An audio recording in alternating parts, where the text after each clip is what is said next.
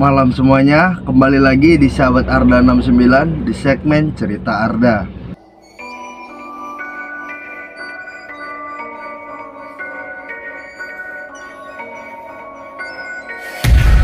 Di konten malam ini beda dari biasanya karena biasanya saya kalau buat konten cerita itu tentang horor gitu ya.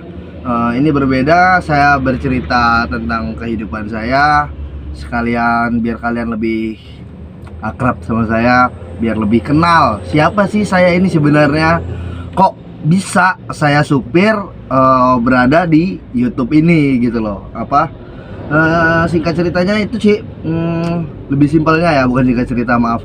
Lebih simpelnya nih memperkenalkan diri gitu, karena mungkin ya buat kalian yang baru tahu aku, yang baru kenal aku, taunya nih Bang Arda salah satu seleb TikTok gitu, mungkin sebagian orang yang ngomong kayak gitu.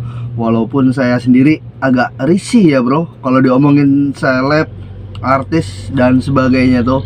Saya malah lebih senang atau lebih dihargai kalau dibilang seorang content creator gitu, penyedia video gitu.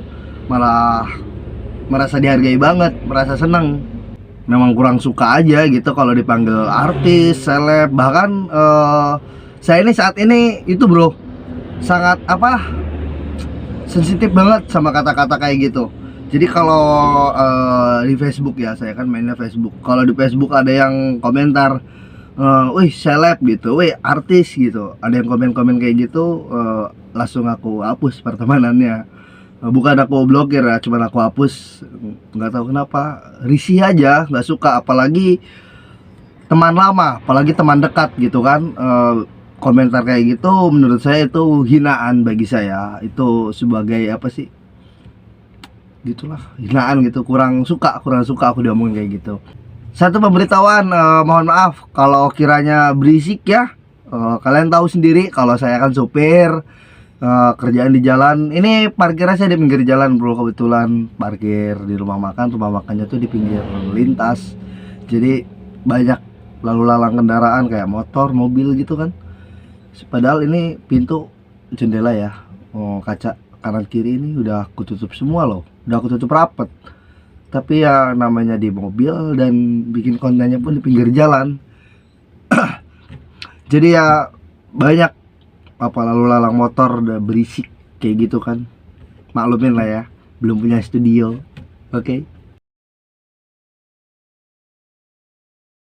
Di sini saya mau bercerita tentang kisah saya sebelum bekerja di SEAL dan sebelum terjun ke YouTube. Nah, kalau YouTube nih baru banget sih bro, saya baru sekitar 2 bulan lebih lah, jalan 3 bulan. Dan di TikTok pun saya mulai itu dari bulan 5 tahun ini. Itu awal mulanya saya itu ngefans sama salah satu seleb TikTok, Adam Shaw. Kalian tau lah Adam Shaw itu konten kreator transisi di TikTok bro. Jadi kayak jelek gitu, joget-joget alay gitu. Saya kayak gitu dulu, saya berani ngomong gini soalnya saya dulu kayak gitu. Dia gini berubah gitu. Aku dulu bikin kayak gitu dan memaksakan banget ya aku buat konten itu nih, dengan muka aku yang pas-pasan kayak gini. Aku bikin konten yang seolah-olah tuh dari jelek berubah ke ganteng gitu, berubah ke cakep, kayak rapi gitu, dengan muka aku yang pas-pasan, bahkan bisa terbilang jelek untuk kelasnya konten creator transisi ya. Dan pada waktu itu nih aku udah nyupir. Aku nyupir dari tahun 2014 bro, udah nyupir. Dan bulan 5 kemarin tuh aku udah nyupir mobil setoran. Uangnya lumayan lah bro, kalau beli setoran kalian tahu sendiri. Mencoba untuk menyaingi lah cara anunya nih, untuk berkembang di TikTok gitu. Awalnya sih gitu, ikut-ikutan bikin konten transisi, kayak beli ring light, beli lampu, terus lampu yang belakang itu bro warna-warni, transisi kan kayak gitu ya buat kontennya. Bahkan beli kacamata lightning, lampu kacamata tuh dia keluar lampunya gitu. Pokoknya apa yang dibuat sama Adam Shaw pada saat itu aku ikutan, karena apa ya, my lord, idola saya banget gitu loh. Jadi apa yang dia buat saya buat juga. Ini kita bercerita dari awal ya bro, dari awal saya main TikTok sama saya masuk ke SEAL gitu ya, biar kalian tahu langkah-langkah saya ini bisa sampai ke YouTube seperti sekarang ini gimana sih awalnya gitu loh. Bisa memotivasi kalian juga mungkin yang baru mulai bikin konten creator, apapun itu kontennya. Intinya jangan dengerin omongan orang. Apa ya, kita ini nggak tahu loh, orang itu baik di depan kita dan ternyata dia musuh terbesar kita. Intinya fokus ke tujuan kita, setidaknya kita nggak merugikan orang lain dan konten kita itu positif. Buat aja udah, gak usah peduliin. Jadi saya dulu mobil setoran itu di situ sekitar 2 tahun bro. Ada kenangannya di Facebook. Aku baru upload malam ini, malam Jumat, di Facebook aku, namanya Ardaan nama Facebooknya. Untuk Facebook pribadi ya bro, itu yang berteman cuman beberapa, soalnya aku takut ada gitu haters yang masuk ke Facebook pribadi aku. Kayaknya aku pilih-pilih gitu buat konfirmasi di Facebook pribadi gitu. Paling ya buat kalian yang nge-DM ya bisa di Ardani Official itu aja, kayak halaman Facebook aku. Jadi aku kerja di mobil restoran itu lumayan lama bro, sekitar 2 tahunan. Itu aku diberhentiinnya itu masalah muatan. Jadi saya ini muat gitu ya, muat DO sama kawan. Jadi si kawan ini ngasih muatan ke saya, mobil 2 gitu kan. Udah jalan lah bareng sama dia, jalan bareng mobil, udah pokoknya singkat aja aku ceritanya nih. Muat bareng mobil 2. Aku nggak kenal nih sama si ekspedisi. Jadi kawan ini si A ya, sebut saja si A. Si A ini ngajakin saya, bro mau muat gak, ada muatan ini gini. Oke lah berangkat, penanggung jawab dia. Oke berangkat. Setelah barang itu sampai ke lokasi, selesai bongkar, surat jalan dibawa dong sama dia. Dan saya ini terlalu baik, terlalu percaya sama orang. Jadi oke aja pada masa itu ya bro. Sekarang jangan harap. Ya oke aja. Jadi berangkat, selesai sampai bongkaran, surat jalan dibawa dia. Nih uang sisa ongkosan ini nggak dibayar bro. Saya nggak tahu ya, entah dimakan dia atau memang nggak dibayar, saya nggak tahu. Intinya di situ saya bermasalah sama bos saya lantaran tadi masalah setoran tadi, saya nggak bisa setor. Sedih bro, sakit. Intinya saya nggak makan duitnya, tapi saya yang kena imbasnya. Saya intinya singkat cerita aja lah bro, saya nggak mau memperpanjang masalah itu, males saya. Intinya saya di kerjaan itu dipecat. Terus di rumah tuh sekitar 3 apa 4 bulan, 3 bulan di rumah. Diajakin. Jadi mobil setoran ini mobilnya ada 2 ya bro. Jadi yang satu itu bawaan saya, yang satu bawaan kawan. Nah yang bawaan saya ini dibawain lah sama saudaranya yang punya mobil. Saudaranya yang punya mobil ini, mobil satunya itu ngajakin saya lagi, ngajakin ngernet gitu. Bro nganggur nggak? Ayo ikut saya ngernet, kata dia. Oke ngernet. Akhirnya berbincang lah berdua ini, aku sama kawan ini. Bro gimana ya caranya saya bisa kerja lagi, kataku kan. Namanya kita nganggur jugaan. Pada waktu itu mendekati mau lebaran ya. Terus sama dia, ya udah bawa mobil saya mau cari kerjaan lain, kata dia. Ya udah, jadi saya bawa mobil dia cari kerjaan lain. Nggak lama bro, dan ternyata si kawan ini nggak betah sama kerjaan barunya. Dia pengen kembali ke mobil lamanya dengan cara gitu. Aku nggak mau banyak omong bro. Aku cerita singkat aja. Intinya saya setelah selesai kerjaan itu diajak kernet lagi, mobilnya dipinta lagi. Udah intinya gitu aja. Mobil udah saya bawa. Ini awal bro, awal bikin TikTok saya pakai mobil itu. Ada kontennya di TikTok saya itu, kalian scroll aja ke bawah. Itu waktu konten aku spesial mendekati 10.000 follower. Itu saya janji mau botak rambutnya. Udah kemarin botaknya. Itu scroll di bawah kalian TikTok saya itu ada saya buat video gini di depan mobil saya itu. Mobil itu bahkan saya udah buat stiker juga, udah saya sebarluaskan. Dan setelah saya bawa sekitar sebulan apa 2 bulan loh bro, belum lama bro, mobilnya dipinta lagi. It's okay, itu batangan dia mau dipinta lagi nggak masalah, kasihin ke dia. Intinya saya ingat aja lah, udah saya nggak perlu cerita sama kalian. Dia pun kalau nonton video ini pasti tahu apa yang dia lakuin ke saya. Semangat terus pokoknya. Dan lanjut lagi, setelah kejadian itu saya trauma aku trauma bro sama pertemanan. Jadi saya ini membatasi diri sama lingkungan, dan saya hanya bergaul sama orang-orang yang memang deket aja sama saya. Dan ada salah satu teman, dia bekas supir saya dulunya. Jadi saya ini dulu pernah jadi kernet dia. Saya pengen kerja di tempat dia. Jadi sebelumnya dia nawarin itu, saya memang udah ada bawa mobil lain bro. Mobil Victor Oren tahun 2007. Itu bawa mobil itu sampai lebaran. Jadi awal puasa aku bawa mobil dia, sampai bawa mobil Oren tadi sampai lebaran. Ada kontennya di TikTok aku, ada nggak ya mobil Oren itu? Nggak ada kayaknya, kalau mobil Oren itu nggak ada. Ada konten aku yang ngomong kayak gini. Besok saya udah mulai kerja, alhamdulillah masih ada yang percaya sama saya. Nanti aku kasih cuplikannya, videonya ya. Saya besok pagi itu udah mau mulai kerja lagi. Mungkin untuk kedepannya konten saya atau siaran langsung saya di dalam mobil. Jadi setelah itu bro, saya bawa mobil itu sampai lebaran. Alhamdulillah ada duit dong saya buat lebaran.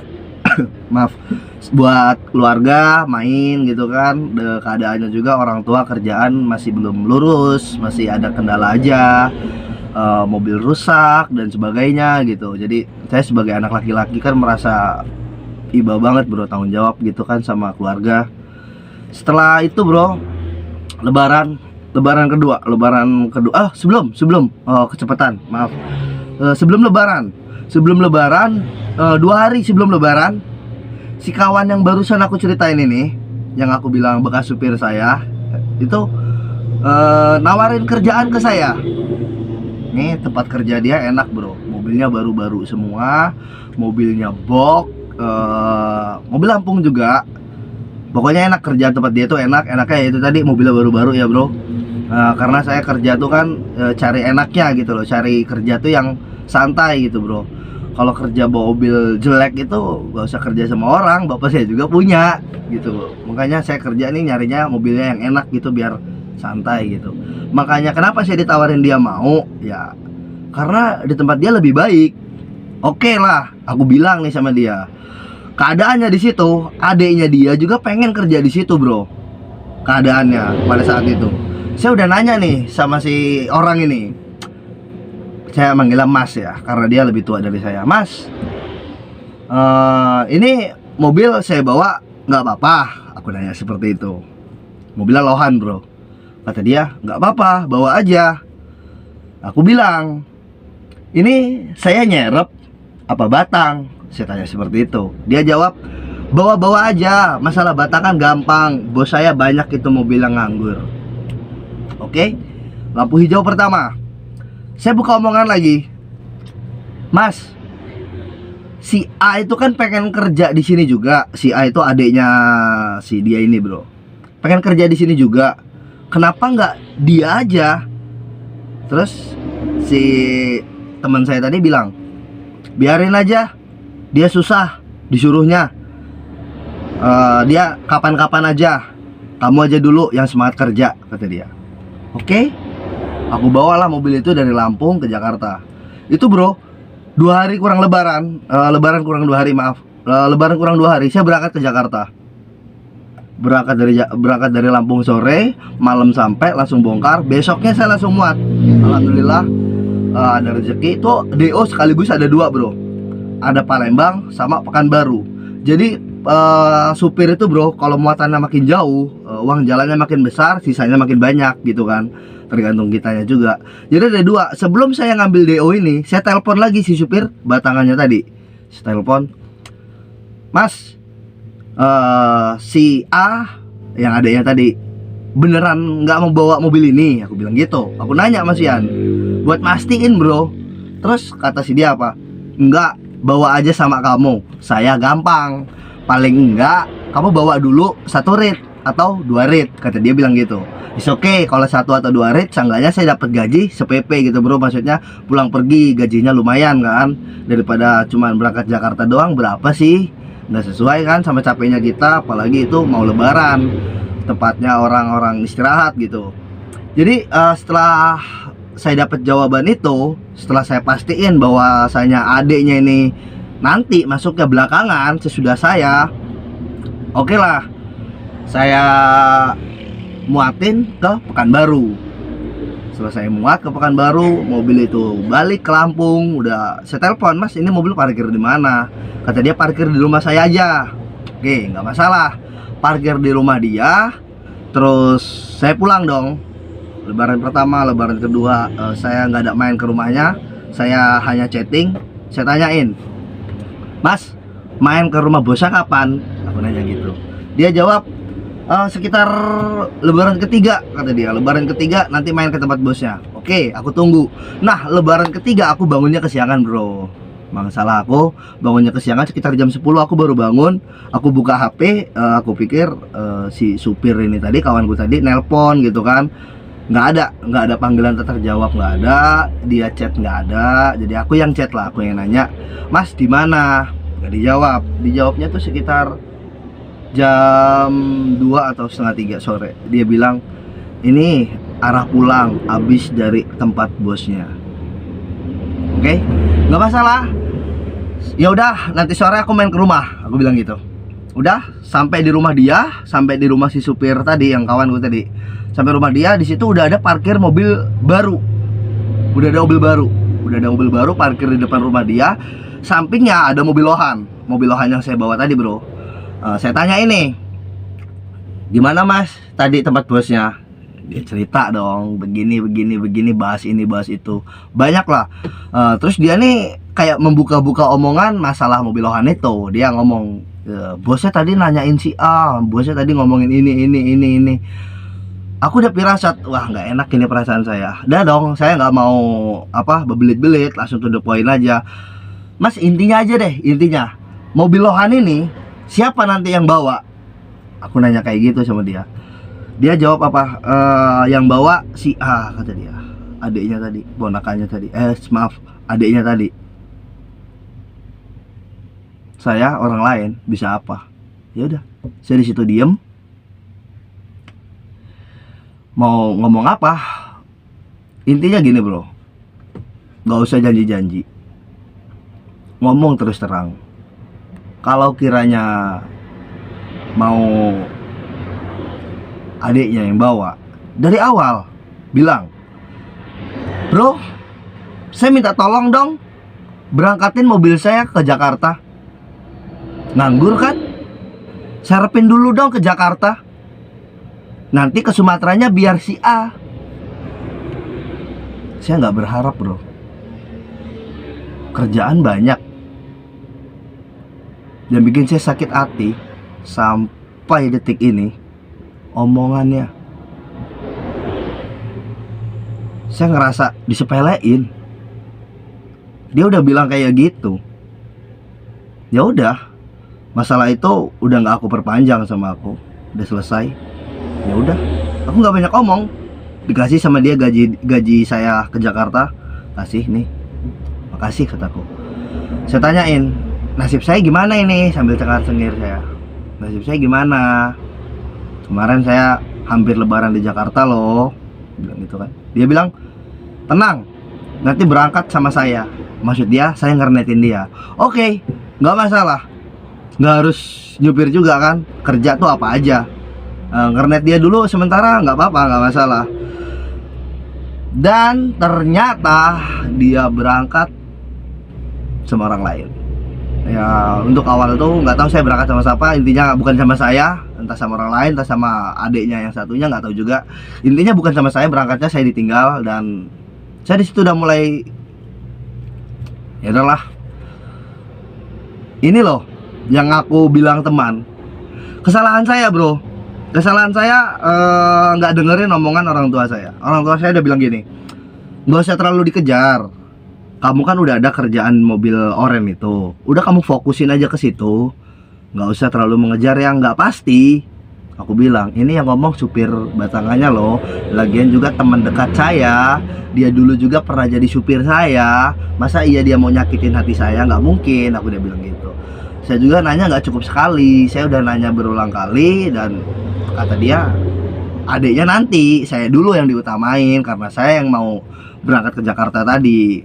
Ini saya nggak tahu bro ya, karena saya nggak diajak ke tempat bosnya. Boleh dong saya menduga-duga, boleh dong, karena saya kan nggak diajak tuh ke situ. Lagian juga nggak ada tuh dia ngomong ini itu, nggak ada. Yang saya takutin, ini yang saya takutin ya, ini hanya menduga-duga saya, entah benar entah enggak, nggak tahu. Saya hanya menduga, dia bilang sama bosnya kalau yang berangkatin mobil itu ke Jakarta itu adiknya, bukan saya. Saya nggak tahu, karena saya nggak diajak ke sana. Boleh dong saya menduga-duga, apalagi setelah dia pulang dari tempat bosnya, dikasih dia mobil baru, dan adiknya disuruh nerusin mobil itu. Saya rasa nggak ada bro bos kayak gitu, nggak ada. Bos itu ya kalau nyerep, dikasih sarapan nih, kamu nyerep dulu deh mobil ini, kamu serepin dulu, supirnya lagi nggak bisa berangkat. Paling enggak itu 1 kali jalan PP. Kayak contoh Jakarta Lampung ya, itu dari Lampung ke Jakarta, Jakarta bongkar Lampung lagi. Itu jadi keadaan tuh mobil pulang pergi muatan gitu bro, itu namanya PP-an. Itu harusnya seperti itu. Ini nggak cuma berangkat Jakarta, pulang dari Jakarta muatan, mobil keadaan masih ada muatan. Itu muatan tuh masih tanggung jawab saya, di tempat muat KTP saya.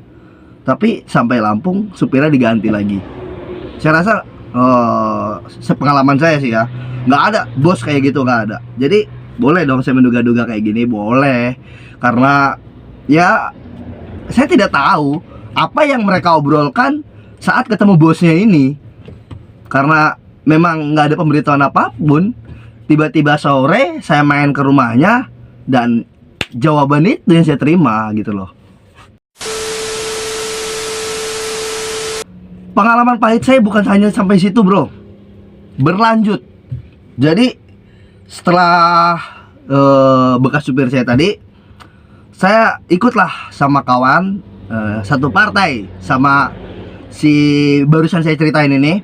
Satu partai juga, bahkan bisa terbilang teman dekat saya juga, bahkan dekat banget. Dah lama banget bro. Jadi dari awal saya ngernet tuh sama dia dulu ya, berdua, naik motor itu bro, apa sih, Bravo, motor Astrea, motor gawir lah, motor gawir tuh, muter-muter daerah Lampung Timur buat cari supir. Itu saya masih zaman ngernet sama si kawanku ini, yang baru ini, yang barusan yang mau aku ceritain, sebut aja Y. Jadi saya sama dia tuh dulu tuh masih zaman yang ngernet tuh, sering pakai motor. Bro, main ke sana yuk, ke tempat om ini yuk, ke tempat om itu yuk, buat nyari channel ngernet. Jadi main ke tempat ini, kadang-kadang supirnya nggak ada, pulangnya sore, kita nungguin sampai sore, kita mainan di situ, bercanda. Masih zaman-zaman ngernet bro. Jadi sering banget kita tuh berdua gitu kan, cari-cari lowongan kernet. Itu cuman cari lowongan kernet bro. Sekitar tahun 2013 atau 2012 itu, lupa aku. Masih awal-awal banget ngernet. Susah banget bro, pada zaman itu nyari supir tuh susah banget. Ya apa ya, udah sangat lama berteman sama dia. Bahkan perjalanan kehidupan dia pun saya tahu, saya paham. Dia awal nyupir, saya dulu ngernet dia, sering bercandaan. Udah saya anggap seperti saudara sendiri, bahkan melebihi dari saudara lah bro. Intinya tuh saya udah percaya banget sama dia. Saya udah Intinya pada saat itu ya, mental saya ini udah tersisa sedikit bro. Saya cuman percaya sama dia aja karena di teman yang pertama udah dikecewain dengan cara yang begitu. Teman yang aku percaya kedua sama, bahkan lebih sadis, nggak ada lagi aku percayain. Ya udahlah, aku percaya sama dia, aku ikutin dia, aku ngernetin dia. Dia bilang gini, sabar ya, nanti bosnya ngambil mobil lagi, kamu bawa mobil ini. Ada kontennya di TikTok saya tuh, mobilnya Isuzu Giga ada. Itu saya masih ngernet bro, ngernet dia kemarin karena saya nggak ada kerjaan ya. Ngernet dia di situ ngernet sekitar 2 bulan aku sama dia. Dia kurang lebih 2 bulan di mobil itu ya, karena nggak ada lowongan. Ngernet dia sampai akhirnya saya ini diajak sama supir Lampung Timur juga, mobil sendiri. Ini aku langsung sebut nama, kalau ini nggak apa-apa. Ini aku diajak sama Om Herman, supir Lampung Timur. Itu dia mobil sendiri, mobilnya Victor. Dia ngajak saya karena keadaan dia lagi gak enak badan, terus mobil dia muatan berat dan besok harus sampai Palembang gitu. Jadi dia nih nelpon si kawan saya ini yang saya ikutin. Dia bilang, saya pinjam dulu ya, si A minjem Arda dulu, mau saya ajak ngernet bongkar Palembang. Nanti pulang dari Palembang kamu bawa lagi, nggak apa-apa. Aku nanya gimana nih, ya udah nggak apa-apa bro, anterin aja dulu Om Herman, kasihan kata dia. Oke. Jadi sama Om Herman ini sempat ditawarin bro, nggak ditawarin ya, aku nggak tahu entah nawarin tangga. Intinya dia pernah bilang gini, saya mau ngambil mobil lagi ya. Saya mau ngambil mobil lagi bro, dia bilang gitu ke saya. Dia bilang mau ngambil mobil lagi dan saya suruh bawa mobil oren dia ini. Karena saya nih sangat banget pengen kerja di partainya kawanku itu, saya tolak. Cuman saya nolaknya secara halus dan perlahan. Saya juga ngomongnya, enggak om, aku berminat kerja di tempatnya MB, kataku. Pengen kerja di situ. Soalnya di situ mobilnya bagus-bagus om. Nah, aku kerjanya jadi semangat, jadi seneng. Mungkin kalian ada yang bilang kerja kok nyari mobil. Iya bro, saya kerja nyari mobil. Kerja kalau cuma nyari duit dimanapun tempat kerja, nyarinya duit. Kalau kerja nyari mobil itu kan kalau mobilnya enak, kita kerjanya semangat. Oke. Jadi singkat cerita, saya tolak lagi yang mobil oren itu.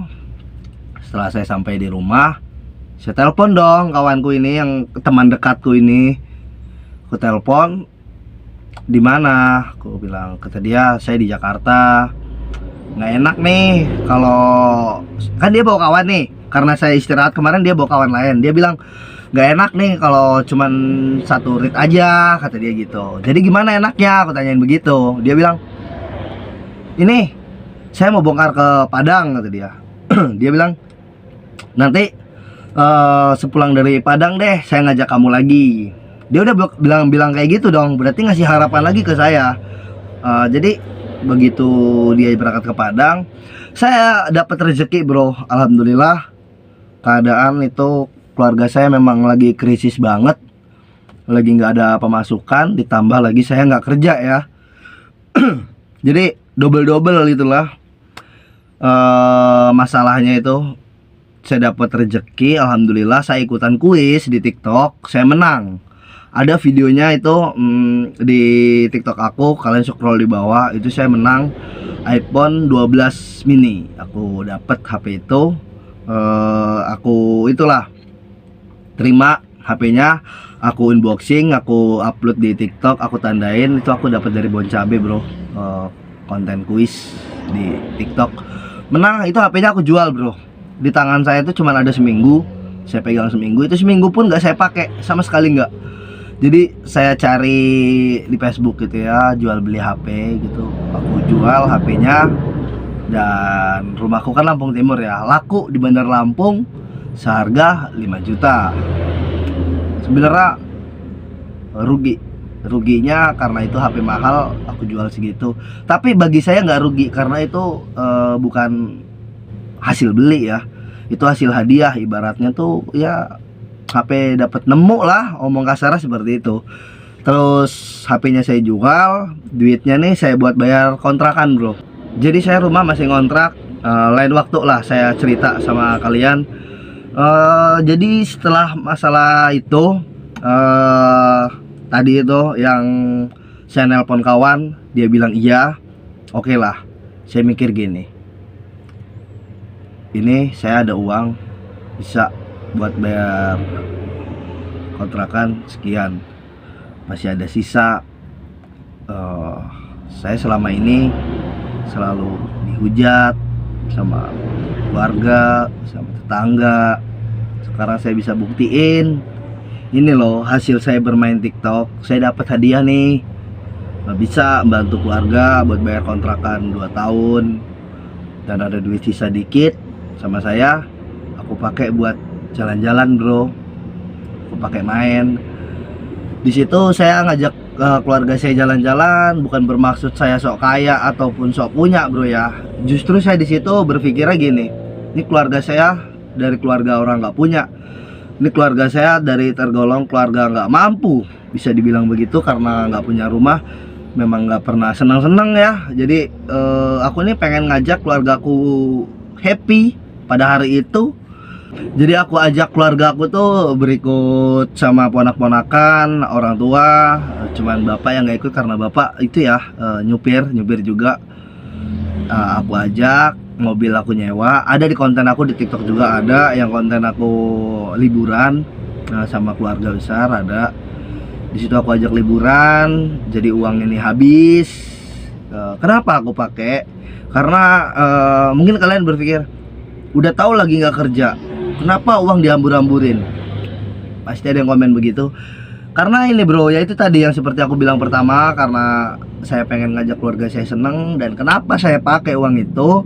Karena si kawan saya tadi ini, yang inisial Y, dia nih udah janji bakal maaf, udah janji bakal ngajak saya lagi gitu. Jadi saya berpikir ya udahlah, yang penting keluarga saya senang dulu.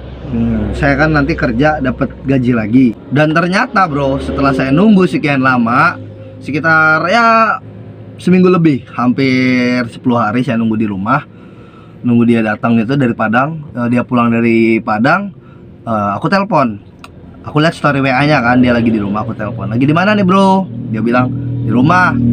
Ya udah saya main ke sana ya. Ya tadi ya aku main ke rumahnya buat mastiin dia benar ada di rumah, dan buat ngeyakinin dia kalau saya ini serius, bukan mau main-main.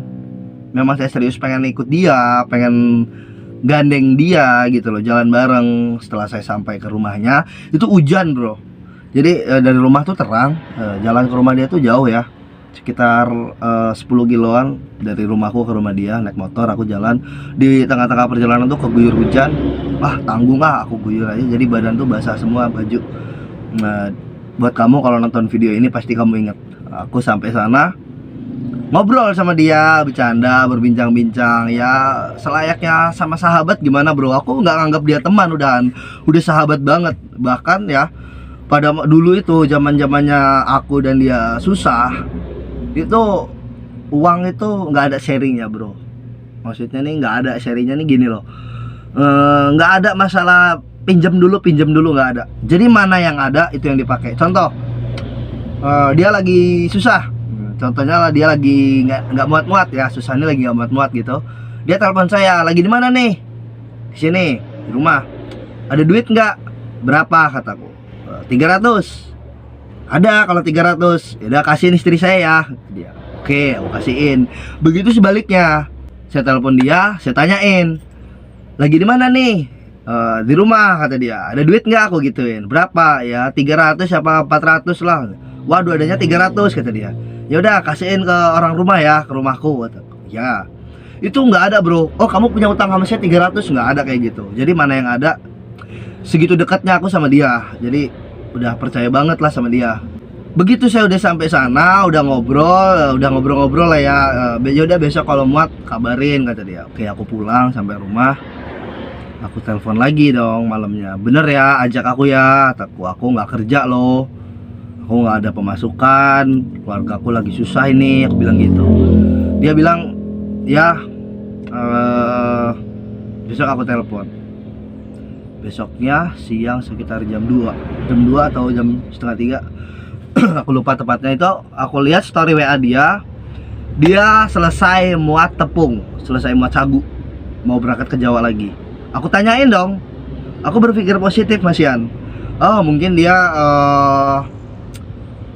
mau muat sendiri mungkin ya, nggak mau ngajak saya. Ya udahlah, yang penting jalan ke Jawanya saya ikut gitu. Saya tanyain, muat bro?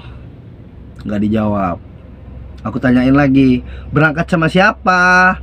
Nggak dijawab. Cuman direct doang bro. Aku tanya sekali lagi, udah berangkat belum? Nggak dijawab. Gini loh, saya ngechat Anda itu nanyain kerjaan, bukan mau minta utangan. Jadi tolong balas lah. Dibales. Laki-laki tuh omongannya bro yang dipegang.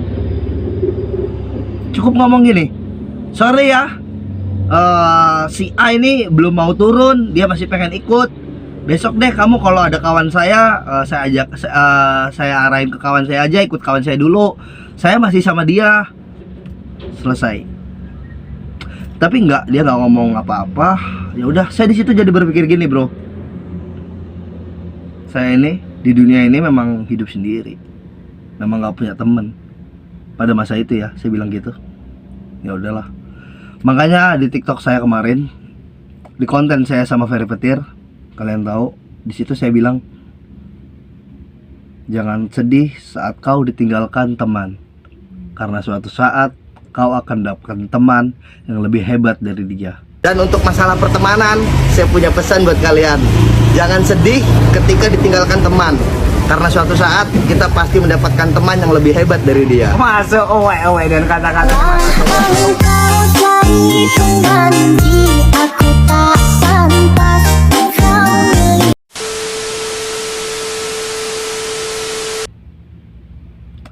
Jadi singkat cerita, saya di Lampung udah nggak ada harapan lagi buat kerja, karena di Lampung sistemnya seperti itu bro.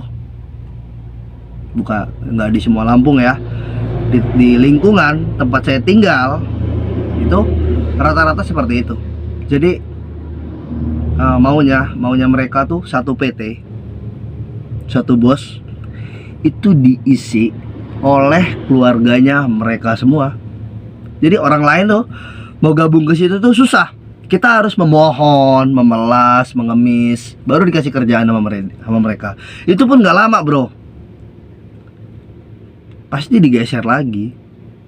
Saya juga bingung sama bos-bos di Lampung Timur nih. Kalah kastanya bos sama supir, lebih berkuasa supirnya. Bos-bos nih di tempat saya, di lingkungan saya, itu takut kehilangan supir. Saya juga nggak tahu kenapa prinsip mereka kayak gitu ya.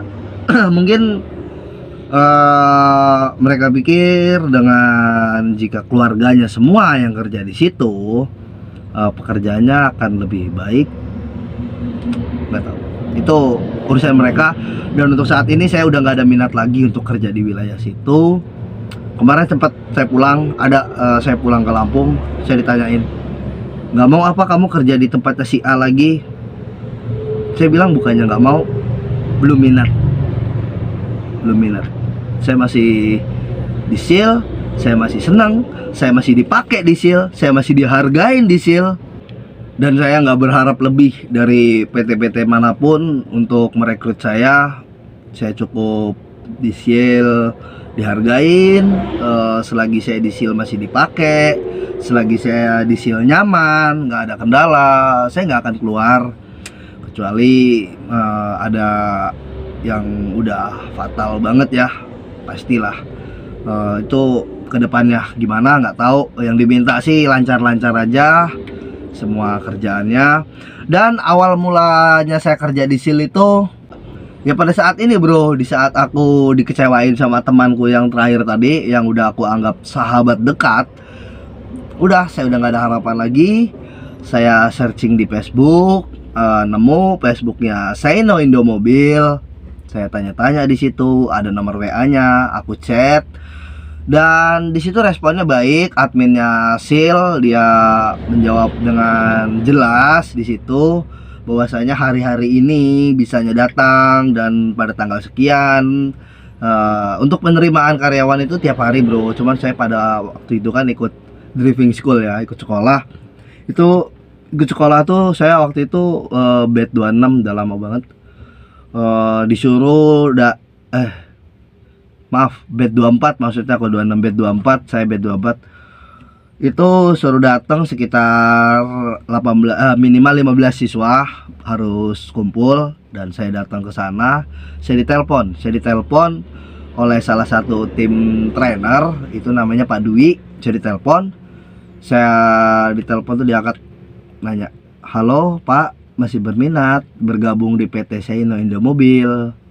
Saya bilang, "Ini siapa?" Kataku, "Ini dari tim rekrutmen Saino Indomobil, Pak Dwi." Saya bilang, "Iya Pak, saya masih berminat. Bagaimana? Persyaratannya sudah komplit semua gitu." "Udah Pak, saya hanya ninggal ATM." Buat kalian nih yang mau kerja di SIL, itu kalau kiranya ragu tuh telepon dulu aja. Jadi kalau kira ada lamaran yang kurang, ngomong gitu, "Pak, ini nggak ada, bagaimana Pak, saya seperti ini, bagaimana?" gitu. Enaknya gitu, pasti di respon kok. Admin Saino baik-baik orang lah. Selagi kalian nanya masalah kerjaan pasti dijawab. Jangan nanya aja uang jalan, gak bakal dijawab. Jadi nanya masalah kerjaan dan lamaran itu tadi ya bro. Kecuali masalah DS gitu pasti dijawab. Dan kalau uang jalan aja sih yang gak dijawab. Uang jalan kan setiap daerah tuh kan masing-masing ya, bongkarannya tuh beda-beda uang jalannya. Jadi singkat cerita, selesai ditelepon, itu waktu Pak Dwi telepon, HP saya lost pack. Saya deketin ke orang tua saya, ibu, nih, ke mama lah. "Nih mak, dengerin, Pak Dwi ngomong seperti itu tadi. Mama aku lagi jahit." Dia bilang, "Ya udah, kamu berangkat." Aku ngomong, "Aku nggak ada duit loh ma, aku nggak ada ongkos." Apa yang dilakuin mama saya? Berhenti dia jahit, keluar rumah, minjem sama tetangga, cari pinjaman uang bro, buat ongkos saya berangkat ke SIL.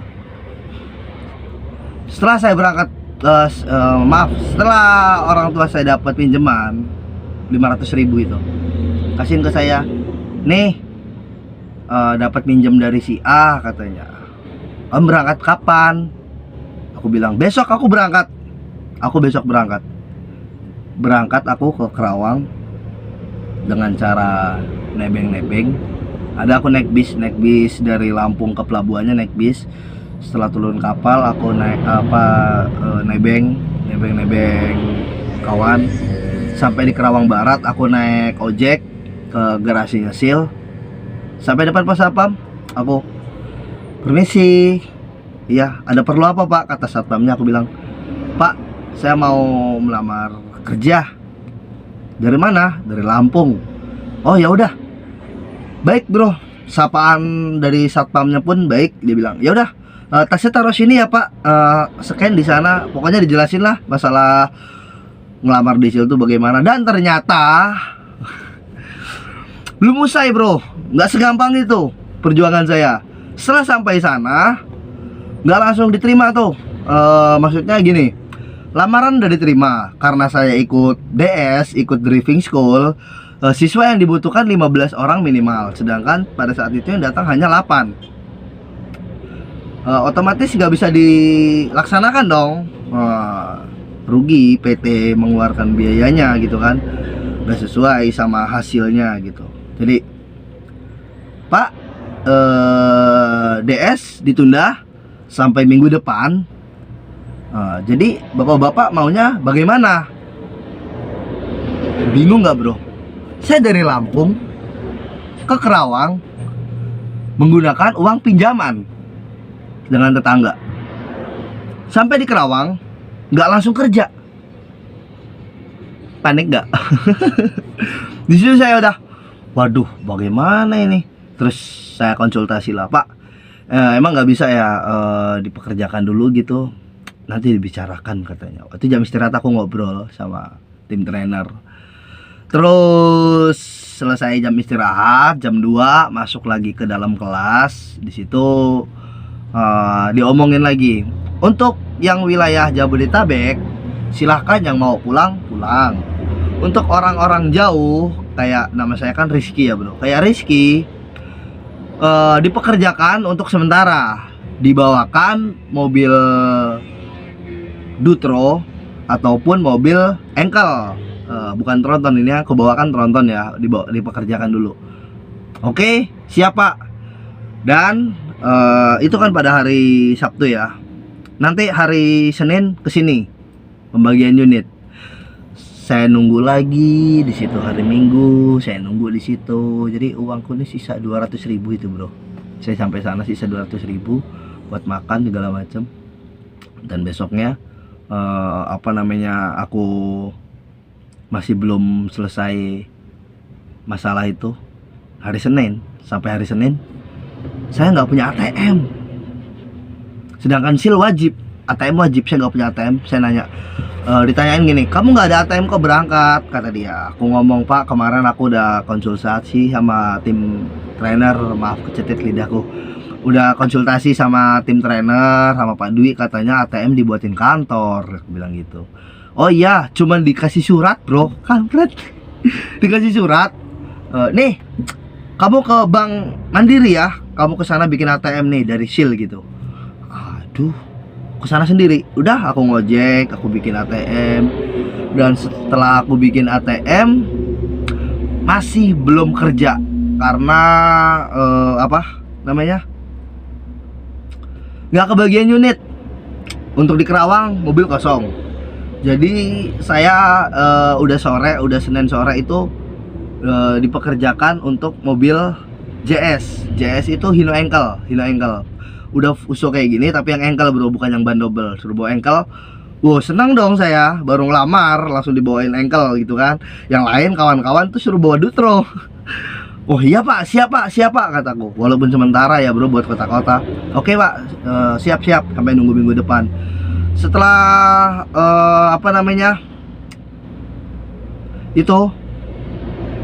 penyerahan mobil itu. Jadi sebelum diserahin mobil saya dites lagi bro, sama Pak Slamet. Ingat saya, sama tim trainer Pak Slamet, saya dites ulang. Pak Slamet tuh nanya saya, Ki kamu kemarin udah dites belum? Udah Pak. Sama siapa? Sama Pak Dwi. Pak Slamet ini nelfon Pak Dwi, ini Rizky bisa nggak bawa JS? Bisa Pak. Mungkin kurang yakin ya, karena setiap orang kan beda-beda. Dites ulang lah saya. Yaudah yuk tes lagi. Siapa? Ngetes aku. Ya alhamdulillah bisa, lolos. Dikeluarin tuh unitnya. Itu mobilnya dibawa keluar. Di situ pengecekan, lampu-lampu dibenerin semua. Dan setelah boxnya dibuka, ternyata dalamnya banyak olinya bro. Mungkin bekas servis ya, bekas servis wingbox. Jadi banyak olinya. Akhirnya nggak bisa jalan, gagal. Aku laporan lagi ke dalam, Pak, saya nggak jadi kerja Pak. Kenapa? Mobilnya boxnya bocor, boxnya kotor, nggak bisa dibersihin, banyak oli. Aku bilang gitu. Waduh, ya udah, mobilnya masukin lagi aja, nggak jadi jalan. Nggak gampang bro. Udah, yang lain nggak serumit saya. Aduh, saya doang lah. Itu diuji banget saya tuh. Saya tahu ujian itu kenapa dan sekarang saya mendapatkan hasilnya. Jadi di ujian itu setelah saya itu suruh ngambil mobil lagi di Cibitung. Ki, kamu ngambil mobil aja di Cibitung ya, mobil unit Dutro. Ini platnya nanti kamu nemuin Pak siapa ya, PIC di tuh. Lupa saya itu Pak Dede. Nanti kamu nemuin Pak Dede di Cibitung. Ini nomor teleponnya, ini platnya, plat mobilnya. Kamu ambil unit ini ya untuk project ini katanya. Oke, aku berangkat sampai sana Pak. Saya Rizky, anak DS. Saya mau ngambil unit CDD. Aku bilang ngambil Koldeso Dutro. Itu mau dibuat project ini, aku bilang gitu. Oh ya, itu mobilnya di sebelah sana, keluarin ya. Mobilnya remnya blong bro, nggak ada remnya. Keluar, laporan sama Pak Dede. Pak, ini mobil nggak ada remnya bagaimana? Kataku. Hah? Serius? Iya Pak, nggak ada remnya ini mobil. Ya udah, parkirin lagi. Nggak jadi kerja sampai hari yang ditentukan, hari Jumat. Anak-anak DS udah pada kumpul. Sampai akhirnya saya ikut sekolah, nggak jadi kerja. Jadi di situ uang saya udah habis bro, saya nggak punya duit gitu kan. Dan saya ingat banget itu kata-kata dari tim trainer saya. Dia bilang seperti ini, saya nggak mau dengar anak DS bilang nggak punya duit. Saya nggak mau dengar anak DS bilang nggak pernah makan. Saya nggak mau dengar itu. Sebelumnya kan saya sudah bilang, bawa uang dari rumah buat pegangan kalian di sini. Setelah sampai sini kalian nggak makan, itu bukan salah saya. Benar Bapak. Tapi info yang kami dapat sebagai anak DS itu di situ makan ditanggung. Dan ditanggungnya itu setelah DS dimulai. Dan saya Pak di situ seminggu. Ya gak apa-apa sih Pak, itu pelajaran buat saya. Dengan di situ saya belajar disiplin, bisa lebih menghormati orang lain, bisa lebih disiplin. Intinya lebih disiplin itu tadi sih bro. Cara berbicara. Kalian yang kenal saya lama mungkin saya sekarang udah berubah bro. Berubah dari cara saya bicara, dari cara saya bersikap di depan umum contohnya gitu. Berbeda sama yang dulu. Buat kalian yang kenal saya lama ya, itu beda banget. Jadi setelah DS tuh dimulai, seminggu kan DS bro, udah selesai DS, pembagian unit, pembagian project. Di situ saya ditempatin lah di IKPP Serang sampai detik ini. Dan untuk YouTube, aku buat YouTube ini baru 2 bulan, udah monetasi. Dan sekarang sudah menghasilkan pundi-pundi rupiah dari YouTube. Alhamdulillah, berkat kalian semua juga. Tanpa kalian saya nggak bisa apa-apa.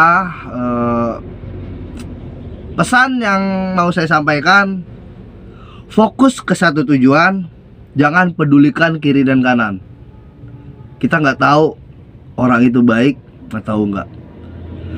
Yang paling penting bro, jangan pernah ragu dengan kekuasaan Allah. Mungkin dari kejadian saya ini yang ditinggalkan oleh teman-teman dekat saya, disitulah dengan cara Allah menegur saya. Yang selama ini saya hanya berpegang, berharap kepada teman-teman, kepada sahabat, itu diputuskan tali persahabatannya. Itu semua karena Yang Maha Kuasa. Jadi tali persahabatan saya diputus, tali pertemanan saya diputus. Bahkan yang saya idam-idamkan, saya kerja di mobil storan gitu, itu diputus juga. Sampai akhirnya sudah tidak ada lagi yang percaya sama saya. Dan saya masih semangat menjalani hidup sampai akhirnya saya ketemu jalannya. Saya bekerja di PT Sil, dikenal banyak orang, disukai banyak orang, dan saat ini sudah menghasilkan uang. Bukan hanya bekerja dari supir, tapi bisa dari YouTube juga, bisa dari teman-teman juga. Di sini membuktikan bahwa rezeki Allah itu bisa datang dari mana saja, kapan saja. Tidak ada yang tidak mungkin. Saya orang cupu yang selalu diinjak-injak harga dirinya oleh teman-teman, oleh keluarga, saudara, bisa berdiri bisa bangkit.